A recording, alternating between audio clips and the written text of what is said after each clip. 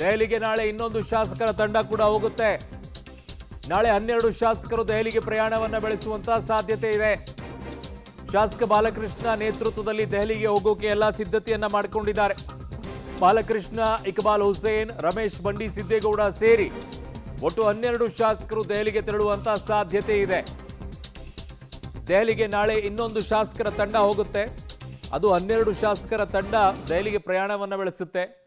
ಇವ್ರದ್ದಾಗ್ತಾ ಇದ್ದಂತೆ ಸಿದ್ದರಾಮಯ್ಯನವರ ಟೀಮು ಕೂಡ ದೆಹಲಿಗೆ ಪ್ರಯಾಣವನ್ನ ಬೆಳೆಸುತ್ತೆ. ನನ್ನ ಸಹೋದ್ಯೋಗಿ ರವೀಶ್ ನನ್ನ ಸಂಪರ್ಕದಲ್ಲಿ ರವೀಶ್, ಈಗ ಬಾಲಕೃಷ್ಣ ನೇತೃತ್ವದಲ್ಲಿ ಈಗ ಮತ್ತೊಂದು 12 ಶಾಸಕರು ಹೋಗುವಂಥದ್ದು ಆಯ್ತು. ಈಗ ಶಾಸಕರು ಹೋಗ್ತಾರೆ, ಒತ್ತಡವನ್ನ ಹಾಕಿ ಬರ್ತಾರೆ, ಎಲ್ಲವೂ ಕೂಡ ಓಕೆ ಫೈನ್. ಉಳಿದಂಥವ್ರು ಸುಮ್ಮನೆ ಇರ್ತಾರ ಈ ವಿಚಾರದಲ್ಲಿ? ನೀವು 15 ಜನ ಹೋದ್ರೆ ನಾವು 30 ಜನ ಹೋಗ್ತೀವಿ ಅಂತಿದ್ದಾರೆ. ನಿಮ್ಮ ಹತ್ರ 40 ಜನ ಇದ್ರೆ ನಮ್ಮ ಹತ್ರ 80 ಜನ ಇರ್ತಾರೆ ಅಂತಿದ್ದಾರೆ.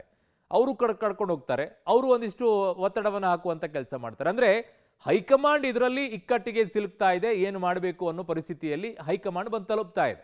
ಅರುಣ್, ಖಂಡಿತವಾಗಿಯೂ ಕೂಡ ಕರ್ನಾಟಕದ ಕೈಪಾಳ್ಯದ ರಾಜಕಾರಣ ಮತ್ತೊಂದು ರಾಜಸ್ಥಾನ ಆಗುತ್ತಾ ಅಂತ. ಅಲ್ಲೂ ಕೂಡ ಇದೇ ರೀತಿ ಗೆಹ್ಲೋಟ್ ಮತ್ತೆ ಸಚಿನ್ ಪೈಲಟ್ ನಡುವೆ ದೊಡ್ಡ ಮಟ್ಟದಲ್ಲಿ ಒಂದು ರೀತಿಯಲ್ಲಿ ಪವರ್ ಶೇರ್ ವಾರ ಆಗಿತ್ತು. ಆಗ್ಲೂ ಕೂಡ ಗೆಹ್ಲೋಟ್ ಬೆಂಬಲಿಗರು ಜೊತೆಗೆ ಆ ಒಂದು ಸಚಿನ್ ಪೈಲಟ್ ಬೆಂಬಲಿಗರು ಕೂಡ ಒಂದು ರೀತಿಯಲ್ಲಿ ಪೆರೇಡ್ ನಡೆಸಿದ್ರು. ಅವ್ರ ಪರ ಇವರು, ಇವ್ರ ಪರ ಅವರು ಕೂಡ ಒಂದು ರೀತಿಯಲ್ಲಿ ಬ್ಯಾಟಿಂಗ್ ಮಾಡಿದ್ರು. ಆದರೆ ಕಡೆಗೂ ಕೂಡ ಸಚಿನ್ ಪೈಲಟ್ಗೆ ಅಧಿಕಾರ ಹಸ್ತಾಂತರ ಆಗಲೇ ಇಲ್ಲ. ಹಾಗಾಗಿ ರಾಜಸ್ಥಾನದ ರಾಜಕಾರಣ ಬೇರೆ, ಕರ್ನಾಟಕದ ರಾಜಕಾರಣ ಬೇರೆ ಅಂತ ಹೇಳಲಾಗ್ತಾ ಇದೆ. ಹಾಗಾಗಿ ಇಲ್ಲಿ DK ಶಿವಕುಮಾರ್ ಮತ್ತೆ ಸಿದ್ದರಾಮಯ್ಯ ಅವರ ನಡುವೆ ಇಬ್ಬರೂ ಕೂಡ ಒಪ್ಪಂದ ಆಗಿತ್ತು. ಜೋಡೆತ್ತುಗಳಂತೆ ಎಲ್ಲ ಚುನಾವಣೆಗಳು ಕೂಡ ಕೆಲಸ ಮಾಡಿದ್ದಾರೆ.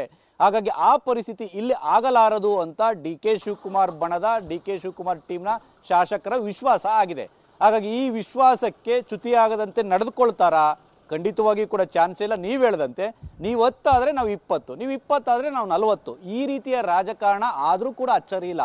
ಆ ಕಾರಣಗಳಿಗೋಸ್ಕರ ನಾನು ಸೂಕ್ಷ್ಮವಾಗಿ ಹೇಳಿದ್ದೆ. ಇನ್ನು ಮುಂದೆ ಅಸಲಿ ಆಟ ಅಂದರೆ ಇಲ್ಲಿ ತನಕ ಎಲ್ಲೋ ಒಂದು ಕಡೆ ಪವರ್ ಶೇರ್ ಇದೆಯಂತೆ, ಆಗಿದೆಯಾ, 2, 3 ಅಥವಾ 3, 2 ಅಥವಾ 2.5 ಈ ರೀತಿ ಚರ್ಚೆಗಳಾಗ್ತಾ ಇತ್ತು ಅಷ್ಟೇ.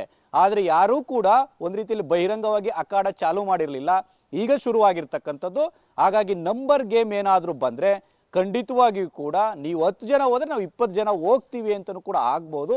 ಹಾಗಾಗಿ ಇದಕ್ಕೆ ಸಿದ್ದರಾಮಯ್ಯನವರು ಯಾವ ರೀತಿ ಪುಷ್ ಮಾಡ್ತಾರೆ ಅಥವಾ ಸೈಲೆಂಟ್ ಆಗಿರ್ತಾರೆ, ಜೊತೆಗೆ DK ಶಿವಕುಮಾರ್ ಅವರು ಯಾವ ರೀತಿ ಪುಷ್ ಮಾಡ್ತಾರೆ, ಸೈಲೆಂಟ್ ಆಗಿರ್ತಾರೆ, ಜೊತೆಗೆ ಕಾಂಗ್ರೆಸ್ನ ಹೈಕಮಾಂಡ್ ಯಾರಿಗೆ ಸೊಪ್ಪಾಗ್ತಾರೆ ಅಂದರೆ ನೀವು ಬರ್ತಾ ಇರ್ತಕ್ಕಂಥದ್ದು ಸರಿ ಇಲ್ಲ ಅಂತ ಹೇಳ್ತಾರೋ ಅಥವಾ ಅದನ್ನೇ ಆಧಾರವನ್ನಾಗಿಟ್ಟುಕೊಂಡು ಮಾತುಕತೆಗೆ ಕೂತ್ ಬಿಡ್ತಾರೋ, ಎಲ್ಲದಕ್ಕೂ ಕೂಡ ಇನ್ನು 3-4 ದಿನಗಳಲ್ಲಿ ಸ್ಪಷ್ಟವಾಗಿ ಸೂಚನೆ ಸಿಗುವಂಥ ಸಾಧ್ಯತೆ ಇದೆ. ಹಾಗಾಗಿ ಒಂದು ಕಡೆ ಅಧಿವೇಶನ, ಇನ್ನೊಂದು ಕಡೆ ಎಲ್ಲೋ ಒಂದು ಧನುರ್ಮಾಸ ಬರುತ್ತೆ. ಹಾಗಾಗಿ ಇಂಥ ಸನ್ನಿವೇಶದಲ್ಲಿ ಸಂಕ್ರಾಂತಿ ಬಳಿಕ ಅಲ್ಲಿ ತನಕ ಸುಮ್ಮನಿರಿ ಅಂತ ಏನಾದರೂ ಸಂದೇಶ ಕಳಿಸ್ತಾರೋ ಅನ್ನೋ ಕೂಡ ಕಾದ್ ನೋಡ್ಬೇಕಾಗಿದೆ ಅರುಣ್. ಓಕೆ, ಹಾಗೆ ಸಂಪರ್ಕದಲ್ಲಿ ರವೀಶ್, ವಾಪಸ್ ಬರ್ತೀನಿ. ರಾಜಸ್ಥಾನ ಮತ್ತೆ ಮರುಕಳಿಸುತ್ತಾ ಕಾಂಗ್ರೆಸ್ನಲ್ಲಿ ಅಂತ. ಯಾಕೆ ಅಂತಂದ್ರೆ ರಾಜಸ್ಥಾನದಲ್ಲೂ ಇಷ್ಟೇ ಸ್ವಲ್ಪ ಚೆನ್ನಾಗಿತ್ತು 2-2.5 ವರ್ಷ. ಅದಾದ ನಂತರ ಅಲ್ಲಿ ಶುರು ಆಯಿತು ಸಚಿನ್ ಪೈಲಟ್ ವಿಚಾರದಲ್ಲಿ. ಅದು ಅಲ್ಲಿ ಚುನಾವಣೆ ಅಧಿಕಾರ ಮುಕ್ತಾಯವಾಗುವವರೆಗೂ ಕೂಡ ಆ ತಿಕ್ಕಾಟಗಳು ಹಾಗೇ ಇತ್ತು. ಫೈನಲ್ ಏನಾಯಿತು? ಒಡೆದು ಹೋಯ್ತು. ಇಲ್ಲೂ ಹಾಗೆ ಆಗುತ್ತಾ? ಆ ಪರಿಸ್ಥಿತಿಯಲ್ಲಿ ಇವರಿದ್ದಾರಾ? I don't know. ಇವ್ರು ಹೋಗುವಂಥ ಸಾಧ್ಯತೆ ಇದೆಯಾ ಇಲ್ವಾ ಅಂತ ಹೇಳಿ